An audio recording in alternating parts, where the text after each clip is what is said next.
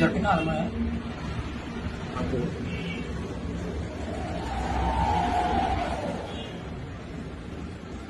Itu anda senjata. Aksi begal di Jalan Halat Kota Medan dibikin panik pada Minggu 24 September 2023 dini hari. Aksi yang berjumlah sekitar 6 orang ini sempat merampas sepeda motor milik pengguna jalan bernama Agus. Mereka juga sempat mengejar teman-teman korban menggunakan senjata tajam jenis pedang. Aksi begal sadis ini pun sempat terekam kamera pengawas CCTV yang kebetulan ada di lokasi. Menurut Heri, salah seorang warga sekaligus pemilik rekaman CCTV, saat kejadian korban dan teman-temannya hendak pulang ke rumahnya yang terletak di Jalan Bulu Tangkis, Kota Medan.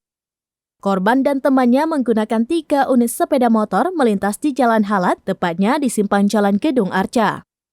Lalu dari arah belakang muncul komplotan begal langsung menghadang korban dan sempat melakukan pengancaman menggunakan senjata tajam. Heri kepada Tribun Medan pada Senin 25 September 2023 mengatakan bahwa saat itu para pelaku ini tidak sempat melakukan begal kepada korban dan temannya. Hanya saja 1 unit sepeda motor jenis Honda Beat Street dirampas oleh para pelaku.